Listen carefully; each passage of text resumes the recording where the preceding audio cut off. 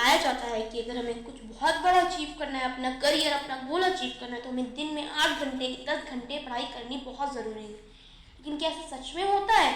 जो बच्चे 8 घंटे 10 घंटे पढ़ रहे होते हैं उनके एग्ज़ाम में भी मार्क्स बहुत अच्छे आए।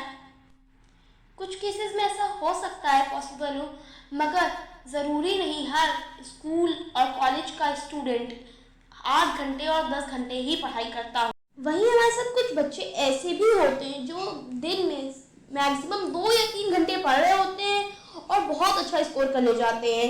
कभी कभी तो उनके मार्क्स 8 घंटे 9 घंटे पढ़ने वाले बच्चों से भी बहुत ज़्यादा आ जाते हैं। तो आज की हमारी इस वीडियो में हम बात करने वाले हैं कुछ ऐसी ही स्ट्रैटेजीज की जो कि 2 या 3 घंटे पढ़ने वाले बच्चे यूज़ कर रहे होते हैं और बाकी 95% बच्चे कुछ ऐसी मिस्टेक्स कर रहे होते हैं जो कि उन्हें रियलाइज ही नहीं होता और उन्हीं मिस्टेक्स की वजह से वो 8-9 घंटे पढ़ने के बाद भी उतना अच्छा स्कोर नहीं कर पाते कि जो 2 या 3 घंटे पढ़ने वाले बच्चे स्कोर कर रहे होते हैं। तो ऐसा कैसे पॉसिबल है कि जो बच्चे दिन में महज 2 या 3 घंटे पढ़ते हैं उसके बाद भी उनके स्कोर 8 या 9 घंटे पढ़ने वाले बच्चों के इक्वल आते हैं, बराबर आते हैं। कभी कभी कुछ केसेस में ऐसा भी देखा गया है कि उनके स्कोर 8-9 घंटे पढ़ने वाले बच्चों से भी ज़्यादा आते हैं। तो ऐसा कौन सी स्ट्रैटेजी यूज़ करते हैं, ऐसी कौन सी ट्रिक यूज़ करते हैं कि उनके स्कोर 8-9 घंटे पढ़ने वाले बच्चों से भी ज़्यादा आ जाते हैं?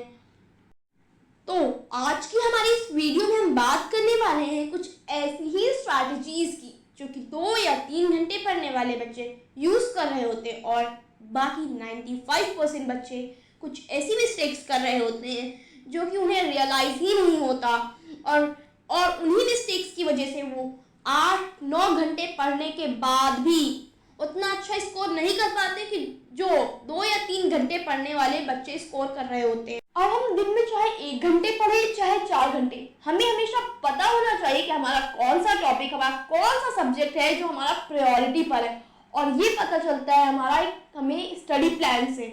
अगर हम स्टडी प्लान को फॉलो करते हुए पढ़ाई करते हैं तो हमको पता होता है कि हमारा कौन सा सब्जेक्ट हमें कब पढ़ना है, हमारा कौन सा सब्जेक्ट हमने कब पढ़ा था और हमें उसको कब रिवाइज करना है।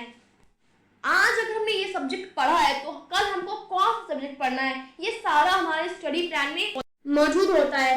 साथ ही स्टडी प्लान से हमको ये भी पता चलता है कि कौन से टॉपिक हमारे स्ट्रॉन्ग है और कौन से टॉपिक हमारे वीक है, जिससे कि हम वीक टॉपिक पे फोकस करके उनको स्ट्रॉन्ग बना सकते हैं और साथ ही जो टॉपिक हमारे ऑलरेडी स्ट्रॉन्ग है उन पे और ज़्यादा फोकस करके उनको प्रैक्टिस करके हम उनको और ज़्यादा इम्प्रूव कर सकते हैं। अब हमने पढ़ाई तो कर ली अपनी स्टडी प्लान के अकॉर्डिंग, मगर ज़्यादातर बच्चे मिस्टेक कर रहे होते हैं कि वो अपनी पढ़ाई अपने बेडरूम में अपने बेड के ऊपर बैठ के कर रहे होते हैं। तो यहाँ करते हैं हम अपनी दूसरी सबसे बड़ी गलती, स्टडी इन बेड।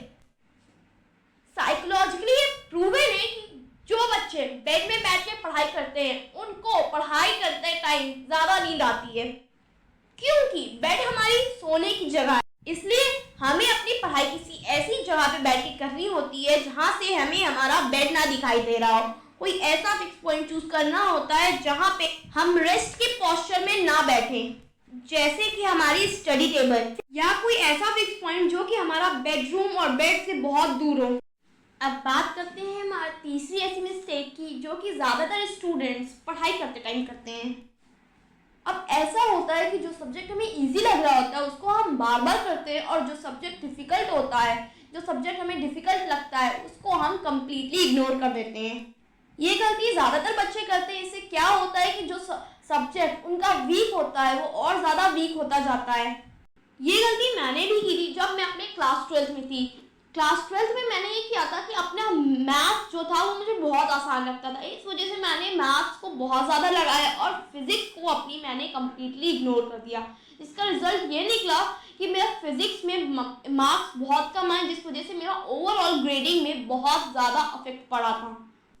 इसलिए हमें करना क्या होता है, हमें अपना वीक सब्जेक्ट और स्ट्रॉन्ग सब्जेक्ट दोनों को साथ लेकर चलना होता है। हमें अपना वीक सब्जेक्ट और स्ट्रॉन्ग सब्जेक्ट दोनों की प्रैक्टिस साथ में करनी होती है, जिससे कि हमारा वीक सब्जेक्ट पीछे ना रह जाए।